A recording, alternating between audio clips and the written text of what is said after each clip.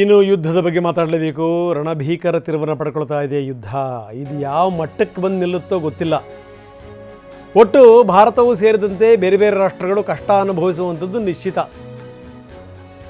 ಹೊರ್ಮುಜ್ ನಿಯಂತ್ರಣಕ್ಕೆ ಪಡಿಲಿಕ್ಕೆ ಅಮೆರಿಕ ಸರ್ವ ರೀತಿಯಲ್ಲೂ ಕೂಡ ಪ್ರಯತ್ನ ಪಡ್ತಾ ಇದೆ. ಸಂಪೂರ್ಣವಾಗಿ ಸಜ್ಜಾಗಿ ನಿಂತಿದೆ. ಟೈಮ್ ಕೂಡ ಫಿಕ್ಸ್ ಮಾಡ್ಕೊಂಡಿದೆ. ಬೆಳಗ್ಗೆ 10 ಗಂಟೆಗೆ ಅಮೆರಿಕ ಕಾಲಮಾನದ ಪ್ರಕಾರ. ಏನಾಗಬಹುದು ಹಾಗಾದರೆ ಅಂದರೆ ಭಾರತೀಯ ಕಾಲಮಾನದ ಪ್ರಕಾರ ಇವತ್ತು ರಾತ್ರಿ 8 ಗಂಟೆಗೆ ನಾವು ವಶಕ್ಕೆ ಪಡಿತೀವಿ ಇದನ್ನು ಅಂತ ಅಮೆರಿಕ ಘೋಷಣೆ ಮಾಡಿದೆ. ಯುದ್ಧ ನೌಕೆಗಳು ಲಗ್ಗೆ ಇಟ್ಟಿವೆ. 100 ಯುದ್ಧ ವಿಮಾನಗಳು ದೌಡಾಯಿಸಿವೆ. ಜಲಸಂಧಿಗೆ ನಾಕಾಬಂದಿ ಹಾಕಲಾಗ್ತಾ ಇದೆ. ಯಾವುದೇ ಹಡಗು ಹೋಗೋಕ್ಕೆ ಬಿಡಲ್ಲ, ಯಾವುದೇ ಹಡಗು ಬರೋಕ್ಕೂ ಬಿಡಲ್ಲ. ಹೆಂಗಿದೆ ನೋಡಿ ಹೊಡೆತ. ಇರಾನ್ ಬಂದರಿಗೆ ಯಾವುದೇ ಹಡಗು ಹೋಗಂಗಿಲ್ಲ, ಇರಾನ್ನಿಂದ ಯಾವುದೇ ಹಡಗು ಅಲ್ಲಿಂದ ಹೊರಗಡೆ ಬರಂಗಿಲ್ಲ. ಇದು ಸ್ಥಿತಿ. ಹಿಂಗಾಗ್ಬಿಟ್ರೆ ನಿಜಕ್ಕೂ ಇದು ದೊಡ್ಡ ಹೊಡೆತ. ಇದು ಬೇರೆ ಬೇರೆ ರಾಷ್ಟ್ರಗಳು ಅನುಭವಿಸಬೇಕು. ಬನ್ನಿ, ಇದಕ್ಕೆ ಸಂಬಂಧಪಟ್ಟಂಗೆ ಸೆಂಟ್ರಲ್ ಕಮಾಂಡ್ ಟ್ವೀಟ್ ಮಾಡಿದೆ. ಅಮೆರಿಕ ಸೆಂಟ್ರಲ್ ಕಮಾಂಡ್ ಏನು ಹೇಳ್ತೀನಿ ನೋಡೋಣ. ಅಧ್ಯಕ್ಷ ಟ್ರಂಪ್ ಘೋಷಣೆಗೆ ಅನುಗುಣವಾಗಿ ಏಪ್ರಿಲ್ 13ರಂದು ಬೆಳಿಗ್ಗೆ 10 ಗಂಟೆಗೆ ಇರಾನ್ ಬಂದರುಗಳಿಗೆ ಪ್ರವೇಶಿಸುವ ಮತ್ತು ಇರಾನ್ ಬಂದರಿನಿಂದ ನಿರ್ಗಮಿಸುವ ಎಲ್ಲ ಹಡಗುಗಳ ಸಂಚಾರವನ್ನು ಅಮೆರಿಕದ ಸೆಂಟ್ರಲ್ ಕಮಾಂಡ್ನ ಪಡೆಗಳು ನಿರ್ಬಂಧಿಸಲಿವೆ. ಅರೇಬಿಯನ್ ಕೊಲ್ಲಿ ಮತ್ತು ಓಮನ್ ಕೊಲ್ಲಿಯಲ್ಲಿರುವ ಎಲ್ಲ ಇರಾನಿನ ಬಂದರುಗಳು ಸೇರಿದಂತೆ ಇರಾನಿನ ಬಂದರುಗಳು ಮತ್ತು ಕರಾವಳಿ ಪ್ರದೇಶಗಳನ್ನು ಪ್ರವೇಶಿಸುವ ಅಥವಾ ನಿರ್ಗಮಿಸುವ ಎಲ್ಲ ರಾಷ್ಟ್ರಗಳ ಹಡಗುಗಳ ವಿರುದ್ಧ ದಿಗ್ಬಂಧನವನ್ನು ನಿಷ್ಪಕ್ಷಪಾತವಾಗಿ ಜಾರಿಗೊಳಿಸಲಾಗುತ್ತದೆ. ಹೊರ್ಮುಜ್ ಜಲಸಂಧಿ ಮೂಲಕ ಇರಾನಿನೇತರ ಬಂದರುಗಳಿಗೆ ಮತ್ತು ಇರಾನಿನೇತರ ಬಂದರುಗಳಿಂದ ಸಾಗಿಸುವ ಹಡಗುಗಳ ಮುಕ್ತ ಸಂಚಾರಕ್ಕೆ ಅಮೆರಿಕದ ಸೆಂಟಕಾಂ ಪಡೆಗಳು ಅಡ್ಡಿಪಡಿಸುವುದಿಲ್ಲ. ದಿಗ್ಬಂಧನ ಪ್ರಾರಂಭವಾಗುವ ಮೊದಲು ಔಪಚಾರಿಕ ಸೂಚನೆಯ ಮೇರೆಗೆ ವಾಣಿಜ್ಯ ನಾವಿಕರಿಗೆ ಹೆಚ್ಚುವರಿ ಮಾಹಿತಿಯನ್ನು ಒದಗಿಸಲಾಗುತ್ತದೆ.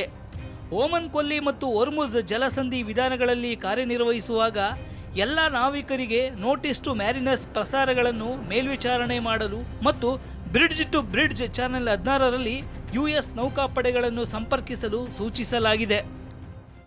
ಬನ್ನಿ, ನಾವು ರೆಡಿಯಾಗಿದ್ದೀವಿ. ಇದು ಇರಾನ್ ಕೊಟ್ಟಿರುವಂಥ ಕರೆ. ಬನ್ನಿ, ಹಾಗಾದರೆ ನಿಮ್ಮನ್ನು ಕೈ ನೋಡ್ಕೋತೀವಿ. 10 ಲಕ್ಷ ಮಂದಿ ಸೈನಿಕರು ರೆಡಿಯಾಗಿದ್ದಾರೆ. ಚಿಂದಿ ಉಡಾಯಿಸ್ತೀವಿ ಬನ್ನಿ ಅಂತ ಹೇಳಿದೆ ಇರಾನ್. ಯಾರಾದರೂ ನಮ್ಮ ಮೇಲೆ ಕಣ್ಣು ಹಾಕಿದರೆ ಸುಮ್ಮನೆ ಬಿಡಲ್ಲ, ನಾವು ತಕ್ಕ ಉತ್ತರ ಕೊಟ್ಟೇ ಕೊಡ್ತೀವಿ.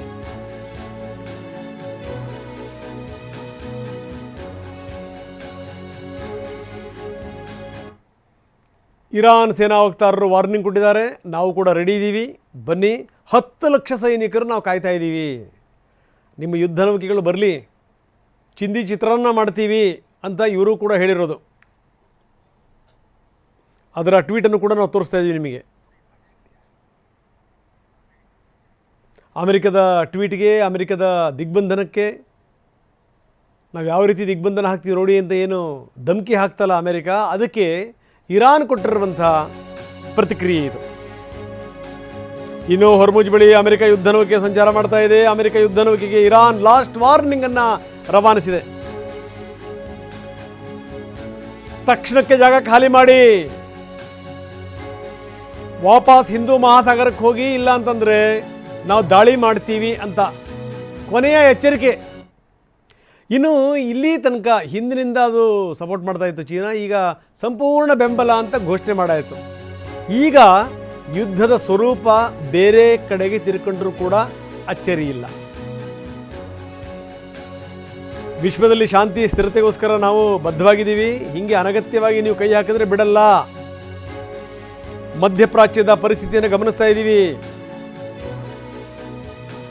ನಮ್ಮ ಹಡಗುಗಳು ಕೂಡ ಹೊರ್ಮುಜ್ ಮುಖಾಂತರನೇ ಸಂಚಾರ ಮಾಡ್ತವೆ. ನಾವು ಕೂಡ ವ್ಯಾಪಾರ ಒಪ್ಪಂದಗಳಲ್ಲಿ ಇದ್ದೀವಿ. ನೀವು ಈ ರೀತಿ ಅನಗತ್ಯವಾಗಿ ಕೈ ಹಾಕಿದರೆ ನಾವು ಬಿಡಲ್ಲ. ನಮಗೆ ಇರಾನ್ ಜೊತೆಗೆ ವ್ಯಾಪಾರದ ಒಪ್ಪಂದ ಇದೆ, ಇಂಧನದ ಒಪ್ಪಂದ ಇದೆ. ಈ ಒಪ್ಪಂದವನ್ನು ನಾವು ಗೌರವಿಸಲೇಬೇಕು. ಯಾರಾದರೂ ಅನಗತ್ಯವಾಗಿ ಹಸ್ತಕ್ಷೇಪ ಮಾಡಿದರೆ ನಾವು ಬಿಡಲ್ಲ ಅನ್ನುವಂಥ ಮಾತನ್ನು ಹೇಳಿದೆ ಚೀನಾ. ಬನ್ನಿ, ಇದಕ್ಕೆ ಸಂಬಂಧಪಟ್ಟ ಒಂದು ಟ್ವೀಟ್ ಮಾಡಿದ್ದಾರೆ. ಏನು ಹೇಳುತ್ತೆ ಚೀನಾ ನೋಡೋಣ. ವಿಶ್ವದಲ್ಲಿ ಶಾಂತಿ ಮತ್ತು ಸ್ಥಿರತೆಗಾಗಿ ನಾವು ಬದ್ಧರಾಗಿದ್ದೇವೆ. ಮಧ್ಯಪ್ರಾಚ್ಯದ ಪರಿಸ್ಥಿತಿಗಳ ಬಗ್ಗೆ ನಾವು ನಿಗಾ ವಹಿಸಿದ್ದೇವೆ. ನಮ್ಮ ಹಡಗುಗಳು ಹೋರ್ಮೋಜ್ ಜಲಸಂಧಿ ಮೂಲಕ ಒಳಗೆ ಮತ್ತು ಹೊರಕ್ಕೆ ಚಲಿಸುತ್ತಿವೆ.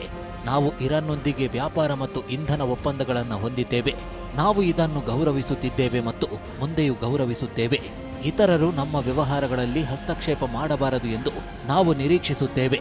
ಇರಾನ್ ಮಾತ್ರ ಹೋರ್ಮೋಜ್ ಜಲಸಂಧಿಯನ್ನು ನಿಯಂತ್ರಿಸುತ್ತದೆ ಮತ್ತು ಅದು ನಮಗೆ ಮುಕ್ತವಾಗಿದೆ. ಇನ್ನೊಂದು ಕಡೆಗೆ ಇಸ್ರೇಲ್ ತನ್ನ ಕೆಲಸವನ್ನು ತಾನು ನಿರಂತರವಾಗಿ ಮಾಡ್ತಾನೇ ಇದೆ. ಲೆಬನಾನ್ ಮೇಲೆ ಭೀಕರ ಸ್ವರೂಪದ ದಾಳಿಯನ್ನು ಮಾಡಿದೆ. ಗ್ರೌಂಡ್ ಆಪರೇಷನ್ ಅಂದರೆ ಅಂಡರ್ಗ್ರೌಂಡಲ್ಲಿದ್ದಂಥ ಹಿಜ್ಬುಲ್ಲಾ ಪಡೆಗಳನ್ನು, ಅವರ ನೆಲೆಗಳನ್ನು ಟಾರ್ಗೆಟ್ ಮಾಡಿ ದಾಳಿ ಮಾಡ್ತಾ ಇದೆ.